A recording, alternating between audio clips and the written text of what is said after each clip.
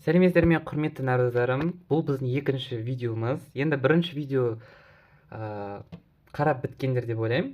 Түсінікті болды деген ойдамын. Ал енді екінші видеоға көшейік. Бұл бізде екінші бөлім. Тірі ағзалардың көптірлігі, биосфера және экожүйе. Бұл тура сол қайталайтын тақырып қой. Біз 8 сыныпта, 7 сыныпта оны өткенбіз. Карл Линней деген сияқты систематика, жүйелену, патшалық, туыс, тұқымдас туыстар деген біз өттік қой. Осының бәрі қайталанатын әрі тереңдетілген түрін өтеміз. Егер сіз мені білмесеңіз, менің атым Ерік Әділ, осы YouTube каналының авторымын. Сендерге сабақ беретін жас мұғаліммін. Және біз осы суретте көрсетілген кітаптармен оқимыз және барлық тақырыптарды бірге өтіп шығамыз. Мен видеолар арқылы сіз БЖБ-ға, ТЖБ-ға, ОБТ-ға, ОБТ-ның өзіне де және басқа бір тест экзамендерге дайындалуға, биология түсінуге, мектепте жай оқуға арналған парақша, YouTube канал. Сонымен қатар менде Telegram, Instagram парақшалары бар. Оған да тіркеліп алыңыздар, себебі көп пайдалы ақпараттар сол жерде кездеседі. Және бұл Рибосом KZ каналы. Сізді құрметтейміз, қош келдіңіз. Ал енді бастайық.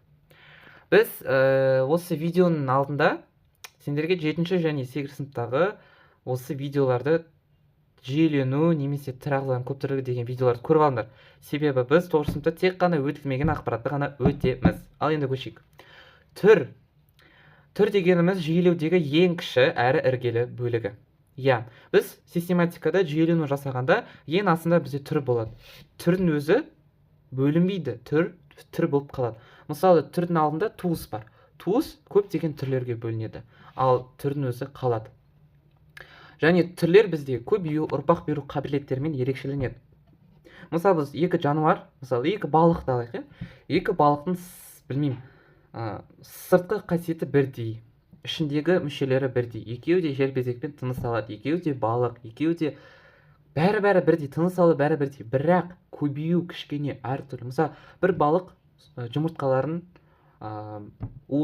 уылдырықтарын, яғни икринкаларын, мысалы, тастың астына салуы мүмкін. Басқа балық бізде, мысалы, балдырларын немесе актинияларын арасына салуы мүмкін жұмыртқасын. Яғни екеуінің жұмыртқа салу, ұрпақ беру қабілеттері әртүрлі болғандықтан біз олардың екі түрге жіктейміз. Бұл түрдің ерекшелігі. Туыс дегеніміз түрге бөлінетін ағзалардың жалпы ерекшеліктеріне сай жүйелеу бөлігі. Мысалы, систематикада туыс бізде, мысалы, қоян деген туыс болсын. Бірақ қоян түрлері көп қой, сол үшін туыс бізде бөлінеді. Мысалы, қоян сүтқоректілермен салыстырсақ, ерекшелігі өте көп. Алайда түрлерге бөлсек, уже оның көп ерекшеліктер пайда болады. Және осының бәрін ашқан бізде Карл Линней, оның біздің білетін 7 сыныпта өткен еңбегі бар. Табиғат шежіресі немесе табиғат жүйесі деп аталады. Ол 1735 жылы жазылған кітабы, еңбегі. Және осы Карл Линней тек қана жануарларды жүйелеп, кім екенін бөліп алып, айырмашылығы бар екен зерттеген, 5 патшалықты ашқан осы ғалым, алайда ол қосымша бинарлы номенклатура деген термин енгізді. Яғни осы бинар номенклатура дегеніміз ол қосарлы атау тізім. Қосарлы себебі түрлердің атаулары екі сөзден тұрады.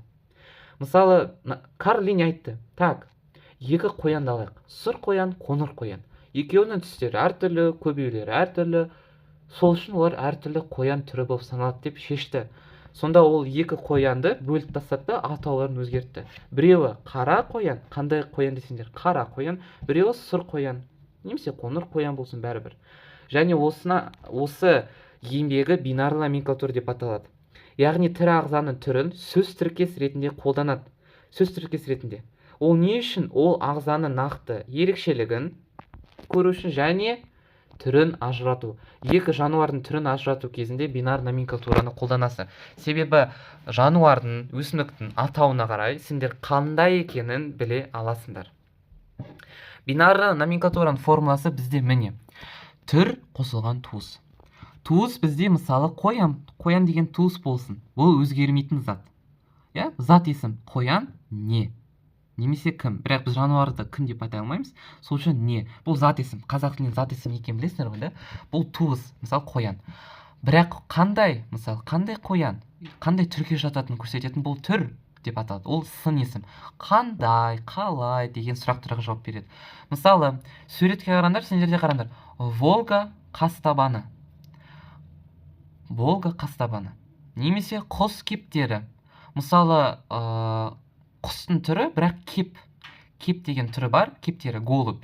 Мысалы, қандай құс десе, кептер құсы деп атайсыңдар, Немесе грек қызғалдағы. Қызғалдақ ол туыс. Бірақ қандай қызғалдақ? Оның ішіндегі грек, қызыл кітапқа кірген грек қызғалдағы мысалы. Тау ешкі. Қандай ешкінің түрлері көп, бірақ қандай ешкі десеңдер, таулы ешкі. Осы қараңдар, осы бүкіл тірі ағзалардың атаулары екі сөзден тұрады. Бұл түр. Ал егер біз жай бір атаумен айтсақ, бұл түр емес, бұл туыс болады. Енді сендерге түсінікті деген ойдамын. Оны ашқан Карл Линней бинар номенклатура деп аталады. Енді осы түрдің атаулары бізде мекендейтін жеріне, мысалы, тау ешкі қайда мекендейді, тауда мекендейді деген сияқты. Ғалым атауына, мысалы, егер осы жануарды, өсімдікті бір ғалым ашса, ол өзінің атауымен түр атауын қойып береді. Дұрыс, мысалы, мен бір жануарды ашсам, әділ деп атап қоюда мен мүмкіндігім бар. Физиологиясына қарай, мысалы, қараңдар, құстарды біз көбінесе қосарлы тыныс алушылар деп атаймыз. Себебі оларда өкпе бар және қосымша ауа қапшықтары бар. Мысалы, олардың физиологиясына, яғни осы мүшелеріне, қызметтеріне қатысты біз атау құрып бере аламыз. Мысалы, білмеймін, мына жерде сендерде суретте ондай берген жоқ. Мысалы, су тамшы мысық деп айтып берсін. Мысалы, осындай бір түрді құрып берейік. Су тамшы мысық. Яғни ол су тамшы суға қатысты деген мағынада. Ол физиологиясына қатысты. Сонымен қатар таралуына. Енді таралу, мекендеу ол бір зат қой негізінде. Яғни қандай жерлерде таралады, қай жерлерде мекендейді, осыған қарай біз түрлерін ажыратып жазамыз. Ал Карл Линней жүйелердің атасы. Егер эволюцияның атасы Чарльз Дарвин болса, 8 сыныпта өтілген эволюция, Карл Линней жүйелеудің систематиканың атасы. Себебі бәрін ашқан, құрған осы ғалым. Енді популяцияны еске түсірейік. Популяция бұл белгілі бір ортада ұзақ уақыт бойы тіршілік ететін бір ғана түрге жататын ағзалардың тобы. Мысалы, қояндардың популяциясына тек қана қояндар ғана тіршілік етеді. Белгілі бір жерде. Және популяцияның біз критерийлерін, түрлерін айтқанбыз. 8 сынып видеосын қарап алыңдар, оны еске түсірмей қояйық. Ал қазір сендермен бірге оның формулаларын өтейік. Бізде бірінші формула өсім қарқын формуласы. Өсім қарқыны формуласы дегеніміз бұл қай қарқындылығымен жануарлардың жасы өзгеріп тұратынын көрсетеді. Мысалы, бір жылдың ішінде жануарлардың жастары қалай өзгереді, қанша 5 жастағы, қанша 6 жастағы бір мысық пайда болады, туылады деген сияқты, бір тіршілік етеді деген сияқты критерийлерге арналған формула. Оны табу үшін біз туылғандардың санын азайтамыз өлген ағзалардың санына, және осы шыққан нәтижені бөлеміз уақытқа.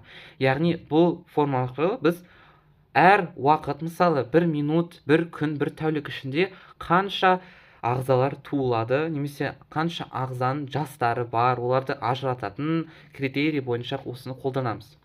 Есептерде сендерде берілуі мүмкін, мысалы, туылғандардың саны 500, өлгендердің саны 200, және бір тәуліктің ішінде қанша жануарлар жастарға бөлуге болады, қанша жас болады, қанша туылады. Және сендер осы форманы қолдана аласыңдар. Ал келесі бізде тығыздықтың формуласы. Оны табу үшін сендер дара санын, яғни қанша популяцияда қанша тірі ағза бар екен, даралардың санын аласыңдар да жер көлеміне бөлесіңдер. Ол не? Тығыздық дегеніміз бұл бір жерде қанша ағза, қанша дара сиятындығын көрсетеді. Мысалы, 5 метр квадрат аумақта, мысалы, 400 сиыр сияды. Осыны табу үшін сендер мына форма қолданасыңдар. Енді түсінікті деп ойлаймын. Ал енді сендерде қисық сызық деген термин бар. Бұл не? Қисық сызық бұл популяцияның белгілі бір уақыт аралығындағы дара санының өзгеру динамикасын көрсететін шама, график.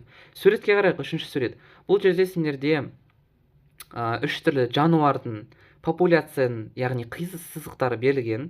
Яғни олардың өлшемдері қалай өзгереді? Мысалы, қасқыр, түлкі, сосын қалай айтылады? Шатаспасам бұл ұмыт кеттім атын. жарайды. Енді мына бірінші тұрған жануар, енді біз оны түлкінің алдындағысы тұрған бұл жабайы қоян деп айтып қояйық енді атауын. Бірақ онда атау емес, бірақ жабайы қоян деп айта берейік. Енді қараңдар, бұл үш жануар берілген және олардың осындай графиктері берілген. Бұл не? Бұл қисық сызықтары. Олар жасыл түсті болып берілген. Яғни осы жануарлар, осы даралар популяцияда қалай өмір сүреді? Егер сызық үстіге көтерілсе, яғни олардың саны көп болды деген сөз. Астыға түссе, азайып бара жатыр. Негізі осы графикте уақыт берілу керек. Яғни мысалы алғашқы аптада саны өсті, сосын 3 аптадан кейін төмендеді деген сияқты осы графикте беріледі. Ал қоян қызыл сызықпен берілген. Бұл білесіңдер ме нені білдіреді? Бұл бізде оның жойылуын көрсетеді. Мысалы қараңдар, түлкі бізде қоянды өте көп жейді. Яғни оның өлу саны жоғары. Ал мысалы, білмеймін. Мысалы бір кезде саны төмен.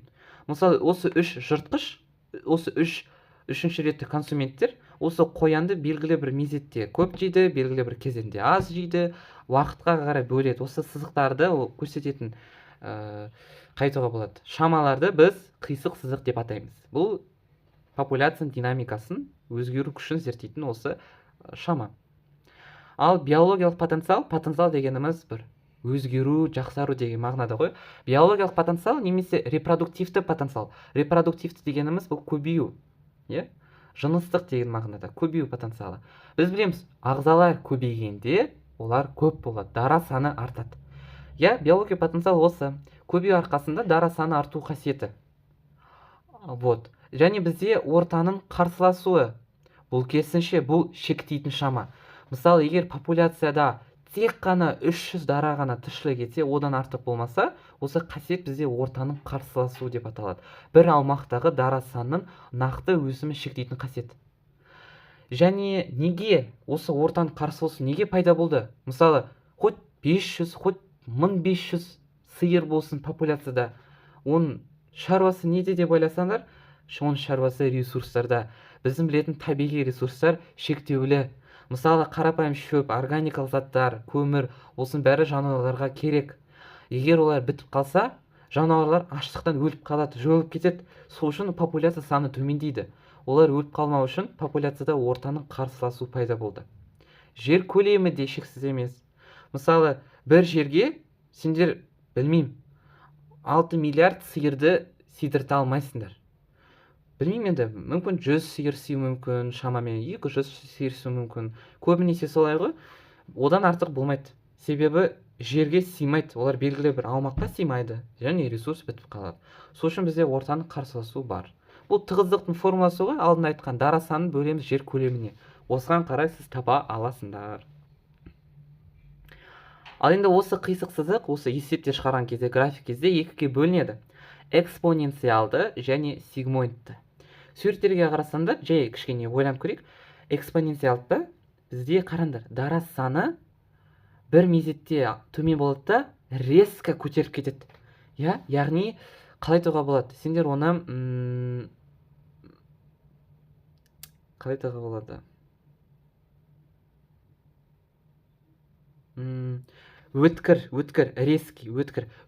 өзгеруі бір мезеттегі өте көп мөлшерде артып кетуі, өзгеруі бұл экспоненциалды. Суретте қарағанда графикті дара саны қатты өсіп кетті, бір уақыттан кейін қатты төмендетіп кетуі мүмкін. Бұл не деген сөз? Бұл тұрақсыз.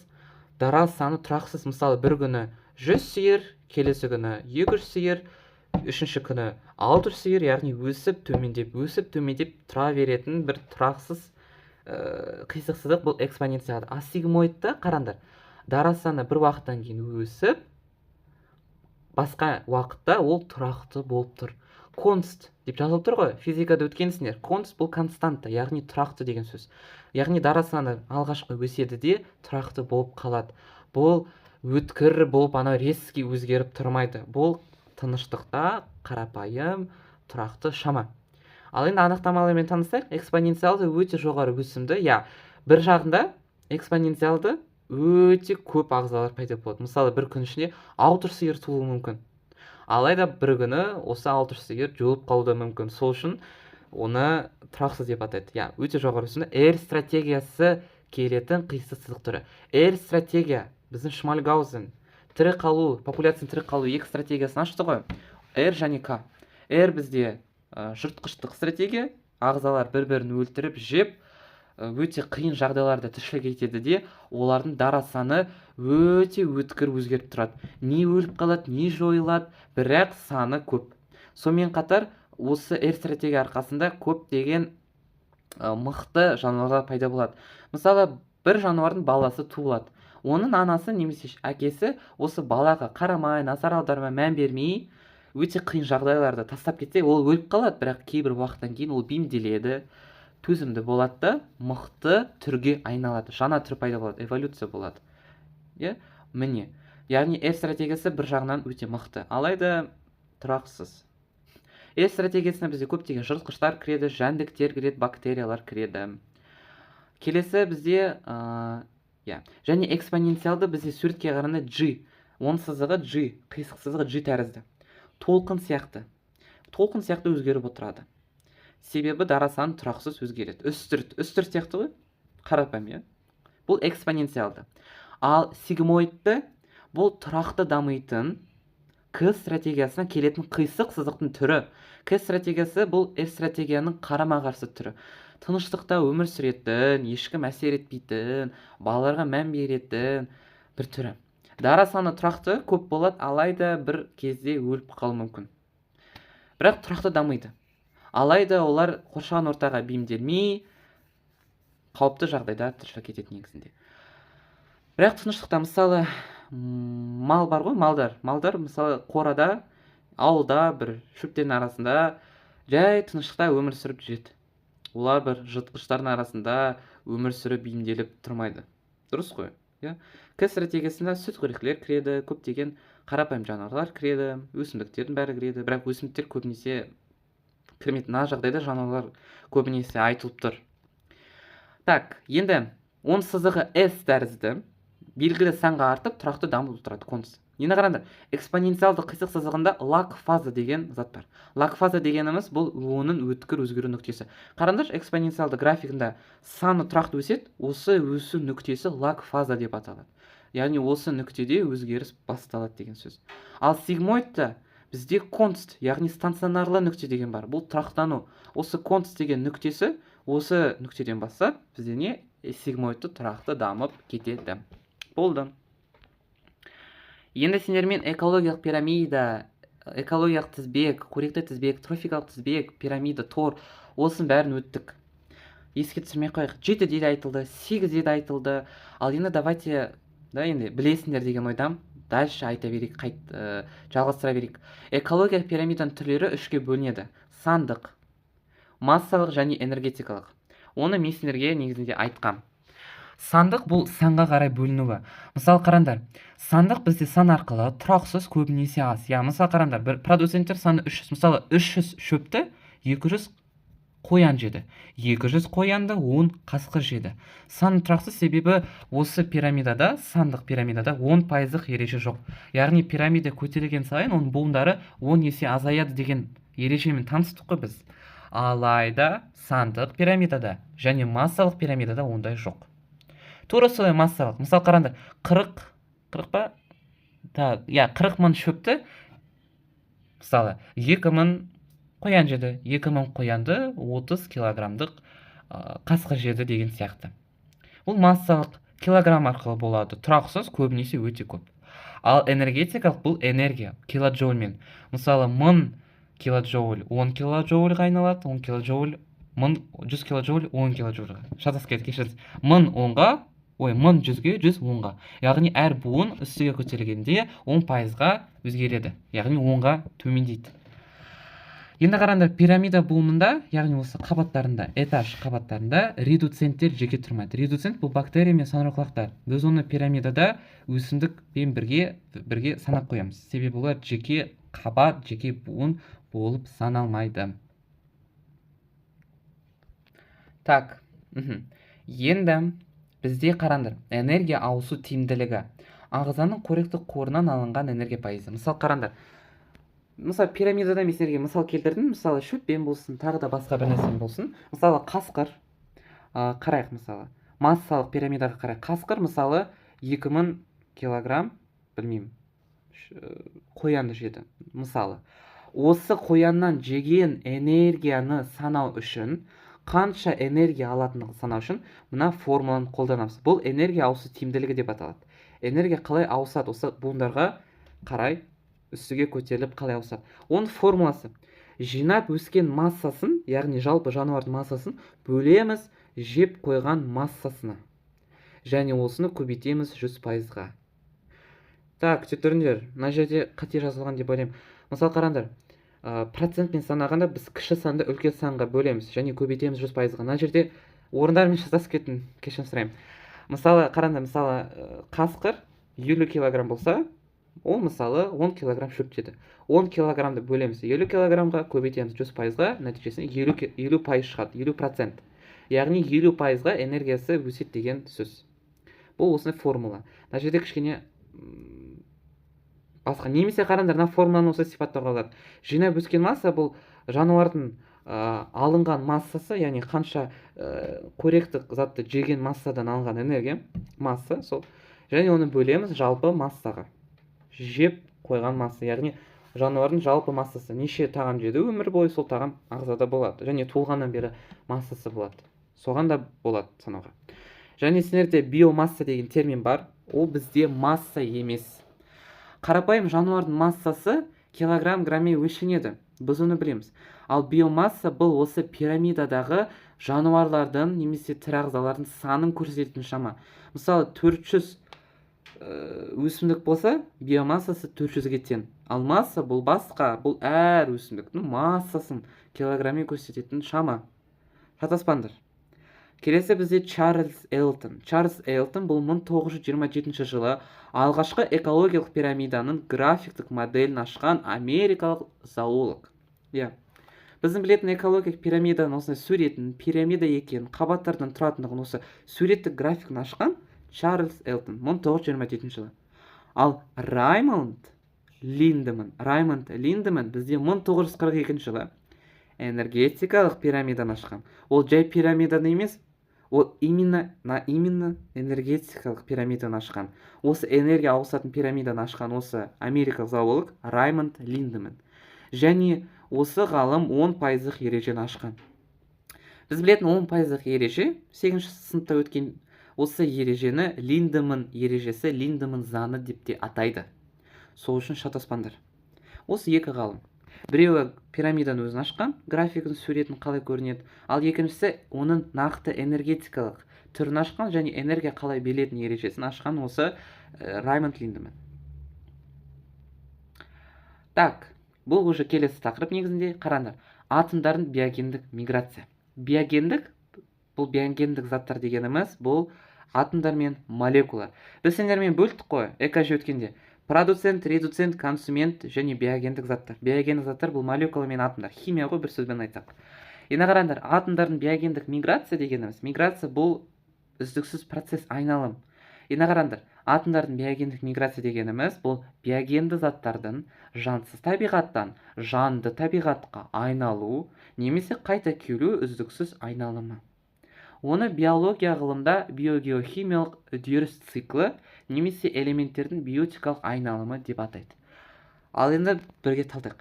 Яғни қараңдар, суретте қарағанда бізде көміршыл газы берілген. Мысалы қара, көміршыл газы адам немесе жануар тыныс алғанда түзіледі. Ол потом өсімдіктерге барады, фотосинтез процесімен жойылады. Немесе фабрика, заводтағы түтін құрамында көміршыл газы бар. Одан да түзіледі. Бірақ ол қайттан суға сіңіріліп, мүмкін топыраққа айналады деген сияқты. Осы процесс, яғни жанды табиғаттан жансыз табиғатқа немесе жансыз табиғатқа жанды табиғатқа айналатын үдеріс элементтің тірі ағзалардың арасында немесе өлі заттардың арасында, яғни абиотикалық, биотикалық факторлардың арасында үздіксіз өзгеретін айналымы осы атомдардың биогендік миграциясы деп аталады. Оны тағы биогеохимиялық үдеріс циклы, элементтердің биотикалық айналымы деп атайды. Оның екі түрі бар биогендік миграция. Атомдық және молекулалық. Енді атомнан түсінікті химияны білесіңдер деп ойлаймын. Енді атомдық бұл атомдар. Ол көбінесе көміртек пен азоттың айналымы бізде атомдық миграцияға жатады. Егер көміртектің өзі, азоттың өзі, элементтің өзі айналып болса, оның миграциясы болса, бұл атомдық.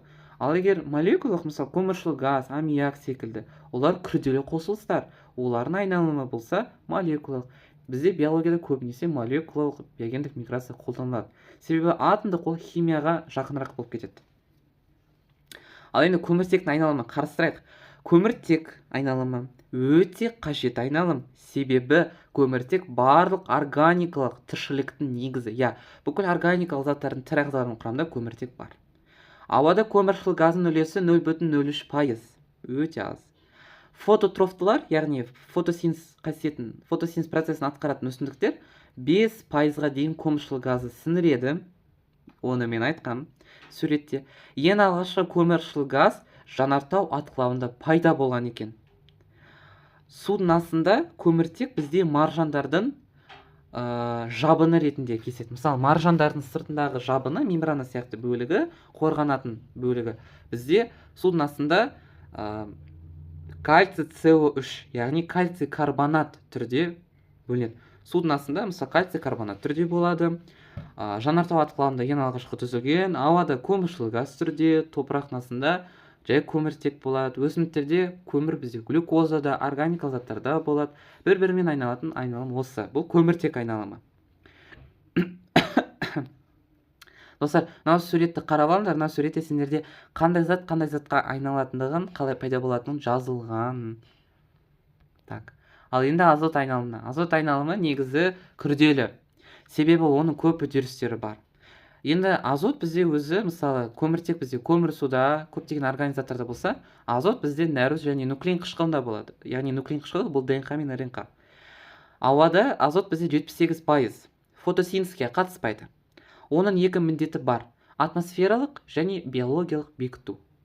Бұл яғни екі оның қызметі.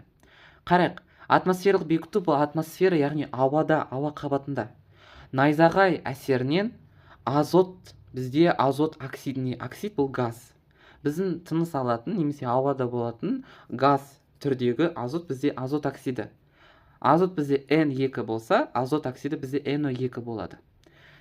Және қараңдар, осы азот оксиді ғой, или NO3 ба? Жоқ, NO2 шатаспаса. Мен химияда кішкене ұмытып кеттім, достар. Егер сендер білсеңдер, комментарийға жазып алыңдар. Азот оксиді бізде NO2, әлде NO3 ба? Енді қараңдар. Шатаспасам NO2. Мына жерде мен NO3 деп жазып қойдым, бұл қате, жарайды. Қарамай қойыңдар. Или NO3 ба? Білмеймін, мен кітаптан алам ақпаратты. Енді қараңдар. Осы біздің аспанда, атмосфералда найзағай әсерінен азот бізде азот оксидіне айналады. Сосын ол тотығады да азот қышқылына айналады. Енді азот қышқылы HNO2, енді осыны енді білем. Ұмытқан жоқпын. Топырақта осы HNO2, яғни азот қышқылы жиналады да нитраттарға бөлінеді. Дұрыс. Азот оксиді ол NO2, ал нитрат бұл NO3. Мен дұрыс жазғанда жерде. Міне, яғни топыраққа осы қышқыл жиналады да нитраттарға бөлінеді. Нитраттар бізде өсімдіктің тамырының қоректенуіне, қорғалуына өте қажетті. Сонымен қатар селбесуге өте қажетті, топырақтың құнарлығына жақсы осы нитраттар. Енді түсінерге осы процесті жатталыңдар. Келесі биологиялық бекіту. Ол бізде бұршақ тұқымдас тамыр мен түйнек бактериялардың селбесуі. Біз оны өткенбіз 8 сыныпта. Бұршақ тұқымдас тамыр және түйнек бактерия қалай селбеседі? Олардың арасындағы кооперация, яғни нақты селбестік болады. Бір-біріне пайда беретін қарым-қатынас. Симбиоз. Енді қараңдар, 1 гектар квадрат топырақта 400 килограмм азот болады. Неге? Себебі осы селбесу үшін. Және осы селбесу үшін бізде топырақтың астында 3 түрлі бактериялар пайда болады. Ол аммонификация бактериясы, денитрификациялау бактерия және нитрофикациялау бактерия. Олардың 3 процесі бар: аммонификация, денитрификация және нитрофикация. 3 процесі болады. Аммонификация немесе нитрофикация бұл екеуі бір зат. Бұл дегеніміз жануар несіп нәрінен, біздің білетін жануар несіп нәрі, енді бөліп шығаратын өнімі топыраққа сіңірілгенде нитраттар және нитриттерге түзіледі. N3 пен NO2-ге түзіледі. NO2 бұл азот оксиді болуы мүмкін, және NO2 бізде нитрит болуы мүмкін. Нитрат пен нитриттер бұл қосымша қара шірікке өте қажетті, анау тыңайтқыш ретінде топырақтың құнарлығына өте пайдалы, себесуге пайдалы. Яғни қарапайым жануардың есепнәрі осы екі затқа бөлінеді. Бұл аммонификация, денитрификация процестері. Ал денитрификация бұл шіріген органикалық заттардың өлі ағзадан газ тәрізді азот. Яғни керісінше топыраққа емес ауаға бөлінеді. Мысалы, шіріген органикалық заттар, мысалы, бұзылып қалған тағамдар, алма болсын, бұзылған алма, жерге лақтырсаңдар, ол белгілі бір уақыттан кейін топырақтың астына сіңіріледі де, кейін үстіге газ болып кетеді, азот, азот оксиді болып кетеді. Ал өлі ағза, мысалы, енді Құдай сақтасын, белгілі бір ағза өліп қалса, мысалы, ит өліп қалса, сиыр өліп қалса, шошқа өліп қалса, мысалы, топырақта, ол топырақтың астына сіңіріледі, бір үдеріс болады да, кейін оның азоты газ түрде ауаға ұшып кетеді, ал қалған бөлігі топырақтың астына қалады. Иә, бұл денитрификация. Яғни денитрификация бізде газға айналу, а аммонификация, нитрификация бұл нитрат пен нитрит түзілу, яғни топыраққа сіңірілу. Топырақ түзудің рөлі бұл биогендік миграция. Айттық қой, осы нитрат пен нитрит, азоттың айналымы өте пайдалы топырақтың түзілуіне, дамуына, өзгеруіне, және оны қамтамасыз ететін топырақ микрофлорасы. Топырақ микрофлорасы ол топырақтың қаншалықты шіріту қасиеті. Мысалы, асқазанның микрофлорасы бар, ол қаншалықты тамақ сіңіретін қасиеті. Топырақтың өзінің шіріту қасиеті бар, бұл оның өзінің микрофлорасы, және топырақтың құнарлығы, құрамы. Топырақтың негізі құрамы үшке бөлінеді. Бұл биорганикалық құрылым, оған бізде бұзылған тау жыныстары, су мен минерал тұздар кіреді. Екіншісі органикалық құрылым, бұл қарашірік және гумус, бұл табиғи тыңайтқыштар. Осы органикалыққа бізде как раз таки нитрат пен нитриттер керек. Үшіншісі бұл ағзалар. Топырақтың астында бізде қандай ағзалар бар? Бактериялар, қарапайымдылар және сондықтың кейбір түрлері. Олар не үшін керек? Топырақтың құнарлығын арттыру үшін керек, шіріту қасиетін, яғни микрофлорасын арттыру үшін керек. Сонымен қатар осы ағзалар бізде азот айналымына қатысады. Келесі термин сендерде диатомит. Диатомит дегеніміз ол бір жасушалы балдырлардың сауыттарынан, яғни түтіктерінен, бір жасушалы балдыр, мысалы, хлорелла, хлорокок сияқты өттік қой 8 сыныпта. Олардың түтіктері, дене бөліктері, сауыттары бар. Осылардың сауыттары жиналады да тау жыныс ретінде жиналады. Ол топырақтың 50-80% болып саналады екен. Бұл диатомит. Ал енді қараңдар, сендерде эволюция бойынша өте қызықты мәлімет берілген. Қараңдар, бізде жалпы мезозой деген кезең бар. Біз оны тоғысында әлі өтеміз. Мезозой кезеңі бұл бұрынғы су қоймаларда топырақта тұрған органикалық заттар түзілген кезеңі. Яғни барлық органикалық заттар, су қоймалар осы мезозой кезінде түзілген, өсімдіктер өте көп пайда болған. Біз оны әлі өтеміз. Қазір қарастырмаймыз. Бірақ мен айтқым келеді, біздің қазіргі көмір және мұнай, табиғи тас көмір мен табиғи мұнай осы мезозой кезінде түзілген. Қалай? Тас көмір ол бізде бұрынғы қырық жапырақ өсімдіктерінен түзілген. Мен айтқам ғой, бұрында біз қырық жапырақ туралы тақырып өткенде, қырық жапырақ өте ұзын болған. Олардың ұзындығы қазіргі үйлердің ұзындығымен тең болған. Және олар көмірді бөлген. Ал егер қарағанды қаласында көмір өте көп. Оны біз білеміз географиядан. Значит, Қарағандыда бұрынғы мезозой кезінде Қарағанды болатын жерінде, сол жерде көптеген қырық жапырақтар өскен деген сөз. Жабайы қырық жапырақтар. Динозаврлар кезіндегі ұзын қырық жапырақтар. Ал мұнай ол бізде тірі ағзалардың өлген, шіріген өнімдерінен түзілген зат. Әр ағзаның ішінде көміртек бар элементтер, және ағза шіріген кезде су қоймаларында ол жиналады да көмірге айналады. Осындай сендерге қызықты факт, және осы тас көмір мен мұнай олар екеуі де органикалық зат. Себебі олардың құрамда көмірсу, көміртек элементтері бар. Және тірі ағзалардың құрамында түзілген. Енді назарларыңызға рахмет. Сендерге сәттілік, менің нәруыздарым. Сабақты жақсы оқыңдар. Сендерді жақсы көрем.